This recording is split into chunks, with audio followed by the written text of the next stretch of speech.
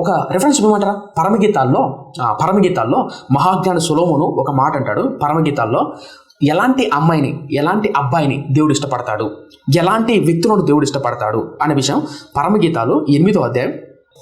మాకొక చిన్న చెల్లెలు కలదు, ఓకేనా, మాకొక చిన్న చెల్లెలు కలదు, దానికి ఇంకనూ వయసు రాలేదు, వివాహకాలం వచ్చినప్పుడు మేము దాని విషయమై ఏమి చేయదుము. ఓకేనా, పరమగీతాల్లో మహాజ్ఞాని సొలొమోను అంటాడు ఏమంటే మాకు చెల్లి ఉంది, అది ఆ అమ్మాయి ఇంకా పెళ్లి వయసు రాదా, వస్తుంది, పెళ్లి వయసుకి వస్తుంది. ఇప్పుడు ఆ అమ్మాయి విషయం ఏం చేయాలా, ఆ అమ్మాయికి ఏం చెప్పాలా? ఇప్పుడు మనం అందరం యవనస్తులు, అఫ్కోర్స్ నేను కూడా యవనస్తునే, ముసలి యవనస్తుమా. సో మీరందరూ వాక్యాన్ని వాళ్ళు చాలా మంది, అఫ్కోర్స్ 100 మందిలో ఎక్కువ శాతం మంది యవనస్తులు, 150 మంది ఇప్పుడు ఉన్నారు, 155 మందిలో మీరందరూ యవనస్తులు అనుకోండి, ఒకవేళ 100 మంది యవనస్తులు ఉంటారు. మీకు పెళ్ళిడు వచ్చింది, ఏం చేస్తారు? ఒకవేళ మీ ఇంట్లో పెళ్ళిడు వచ్చినటువంటి సిస్టర్స్ కావచ్చు, బ్రదర్స్ కావచ్చు, కూతుర్లు కావచ్చు, ఏం చెప్తారు? పెళ్ళిడు వచ్చినటువంటి అమ్మాయిలు కానీ అబ్బాయిలు కానీ ఏం చెప్తారు? ఇప్పుడు మహాజ్ఞాని సొలొమోను ఏమంటాడో చూద్దాం, ఓకేనా, చూడండి ఏమంటాడో. మాకు ఒక చిన్న చెల్లెలు కాలేదు, దానికి ఇంకా వయసు రాలేదు, వివాహకాలం వచ్చినప్పుడు మేము దాని విషయమై ఏమి చేయదుము. చూడండి ఏమంటాడు 9వ వచనం, ఏం చేయాలో చెప్తున్నాడు. అది ప్రాకారము వంటిదాయన, మేము దానిపైన వెండి గోపురం ఒకటి కట్టుదము, అది కవాటముల వంటిదాయన, దేవదారు మ్రాణుతో దాని అడ్డుకట్టు వేదము. నేను ప్రాకారము వంటి దానినైతిని, నా కుశములు దుర్గములాయను, అందువలన అతని దృష్టికి నేను క్షేమము నొందిన దానినైతిని. మళ్ళా చెప్తున్నాను, అది ప్రాకారం వంటిదైనా మేము దానిపైన వెండి గోపురం కట్టేదము, అది కవాటముల వంటిదైనా అంటే అర్థమైంది తప్ప కథలా చెప్తాను. మన చుట్టూ ప్రాకారం ఉందనుకో, ప్రాకారపు గోడ ఉంది కదా, ఆ ప్రాకారపు గోడ ఒక్కసారి కడితే ఇంకా పడగొట్టలే తప్ప దాన్ని తెరవటం కానీ మోయటం కానీ ఉండదు. అంటే ఒక అమ్మాయి లేదా ఒక అబ్బాయి యవ్వన కాలంలో పెళ్ళిడు వచ్చినప్పుడు తన జీవితాన్ని తన చుట్టూ కవాటంలా కాకుండా ప్రాకారంలా ఉండాలి. కవాటాలు అంటే నా చిన్నప్పుడు చదువుకునేటప్పుడు సైన్స్లో మాట ఉంటుంది, మన హృదయంలో అంటే మన గుండెకు కుడి దమ్ములు ఎడమ దమ్ములు అనేవి ఉండేవి, కవాటములు అని అంటారు వాటిని. అంటే బ్లడ్ మన సర్క్యులేట్ చెప్తున్నప్పుడల్లా తెరుచుకుంటాయి ఆటోమేటిక్గా, మళ్ళీ బ్లాక్ అవుతాయి, తెరుస్తాయి మళ్ళీ మూసాయి. అంటే ఇప్పుడు కొన్ని షాపింగ్ మాల్కి వెళ్ళినప్పుడు ఆటోమేటిక్గా సెన్సార్ డోర్లు ఓపెన్ అవుతాయి, మళ్ళీ క్లోజ్ అవుతాయి, ఆటోమేటిక్గా ఓపెన్ అవుతాయి, మళ్ళీ క్లోజ్ అవుతాయి. కొంతమంది అమ్మాయిలు లేదా కొంతమంది అబ్బాయిలు ఇలా కవాటాల్లో ఉంటారు. కవాటాల్లో అంటే ఎవరైనా అబ్బాయి వచ్చి మెసేజ్ పెట్టాడు అనుకో, టింగుమని తిరుగుతారు, మళ్ళీ వస్తారు.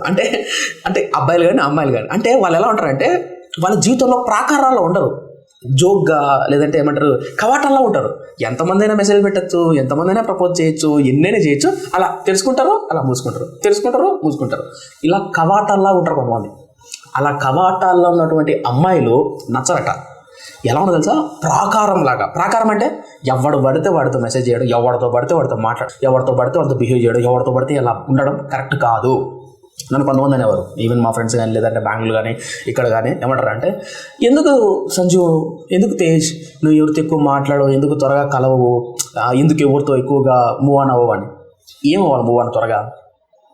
నా జీవితంలో తీర్మానం చేస్తున్నా, ఒక ప్రాకారంలాగా నన్ను నేను ఉంచుకోవాలి, కవాటాల్లా ఉండకూడదు. ఎవరిని పడితే వారిని మన జీవితంలోకి ఆహ్వానించి, ఏ అబ్బాయిని పడితే అబ్బాయిని, ఏ అమ్మాయిని పడితే అమ్మాయిని. చూడండి ఒకవేళ అలా ఉంటే ఏమవుతుందో అర్థమైంది కదా.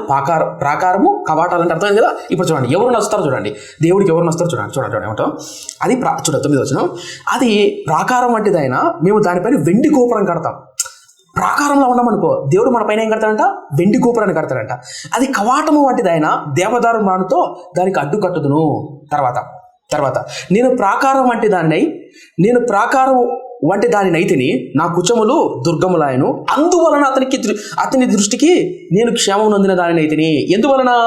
ప్రాకారం వంటి దానినైతిని, నా కుచములు దుర్గము. కుచం అంటే కౌగిలించుకోడు, ఎవరితో పడితే వంటి కౌగిలించుకోడు, ఎవరితో పడితే కాకుండా నా ప్రాకారాలు దుర్గముగా ఉన్నాయి కాబట్టే అతని దృష్టికి నేను యోగ్యురాలైతని. సో మై ఫ్రెండ్స్, యెహోషాపాతు తన రాజ్యంలోనికి పాపం రాకుండా ఏ కేటగిరీ ఉన్నవాళ్ళు మీరు మరింత పాపంలో పడిపోకుండా ఉండాలంటే మీ చుట్టూ కంచె వేసుకోవాలి. మర్చిపోకండి, యెహోషాపాతు తన చుట్టూ కంచె కాపుదలు వేసుకున్నాడు.